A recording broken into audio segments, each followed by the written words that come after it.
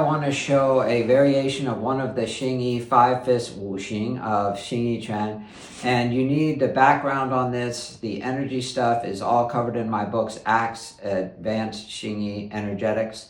So that's a bestseller in its category on Amazon. You can look that up, and that gives all the details of the energy foundation, the energy model, and the other fists, the 5 fists, including the one I'm going to show today. So you do need that background. But today I just want to quickly show a variation that I haven't covered before, but it's extremely good for refining the energy and just feeling it, because everyone can feel the energy when they meditate, when they sit around, or when they stand in zhanzhuang. But what seems to be a little harder for people is to feel the dynamic charge when it's in motion, especially when it's the motion of daily life. The speed of Xingyi should not be slow, it should be crisp and quick, but it should not be rushed. So at that speed, what's the best way to begin to feel the energy in motion? And that's what I'm going to show today. Hung Tren is one of the 5 fists, it's the crossing. Now all the 5 fists will have a full entry mode. That means each rep will begin with a couple of entry steps and then a short follow step that's coordinated with the strike. So in the case of crossing, it's going to look like this. A parry step, another parry step, and then the strike. Now, as I point out in my book, there's all kinds of prerequisites to doing this right. The most important thing, though, that I'll just reiterate even here is don't tense up. Don't make it into bad karate. It may look a little fast, but at every moment, I'm completely relaxed, okay? Completely relaxed. Don't tense up. And I know you're going to want to. Everybody wants to. They want to, tense everything when they hit. Don't do that, or you'll never feel the energy. You'll never feel the charge. This is the most important point I make over and over in the book. You see what was happening there. There's a long step for the parry, and then a final half following step. At the end, your feet are actually quite close, because that's the follow step of Xingyi. It's a classical, well-known aspect of Xingyi. But what if you don't have room for all that? Like my teacher, the one rep that I just showed, he would cover half a basketball court in one rep, like flying, like one of those Tibetan lamas that can do the long distance jump running. He'd do that. So the whole basketball court would be just 2 reps for him. So what if you don't have room? Look at this little space I'm in right now.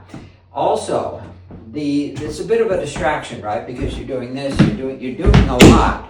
So as you're doing all that, there's a temptation, a tendency to lose the charge. What we want to feel that charge, the energy charge, bang, going out through your fist at the final moment.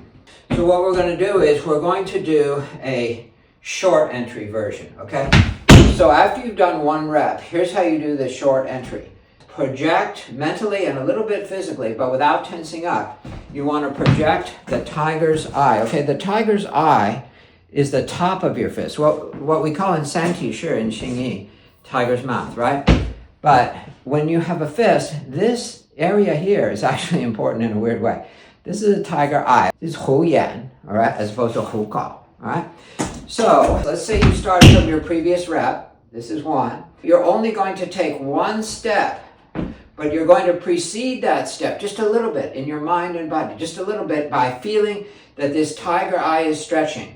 And what it's doing is stretching a cord between the tiger eye, is the forward part of the cord, and the back part of the cord is the ling tai, which is this point, this energy point, that is between your shoulder blades in the upper central back. So from here, my previous rep, I extend, I feel, but without tensing, okay? Without tensing, just feel that little bit of stretching.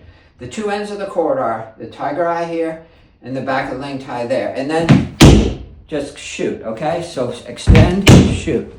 Now I'll show you from several of these. Let's say this is your previous rep. Extend, shoot. Extend the cord, shoot. All right, and I'll show it from the side a little bit. So from here, extend the cord, shoot. You see, I only have the follow step now. I've cut out the other 2 with those 2 parry blocks. And the key thing is to really feel, don't just do it as a physical move. You will actually eventually feel the stretching of the cord as you begin to walk. And then you'll feel the payoff isn't just that stretching moment, It's here. You'll feel the charge coming out the other side because you start on this side, you end up on that side. You'll feel that final charge. And if you want to think of it in sort of martial artsy terms, this will actually help your mind.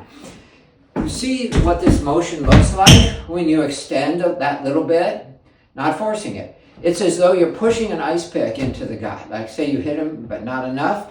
So you're pushing an ice pick in. See that? Okay? Because I'm assuming you know the mechanics of the Hung Chuan, which is a following along your retreating fist and hitting with the knuckle here. But you can imagine it mentally as being this tiger eye.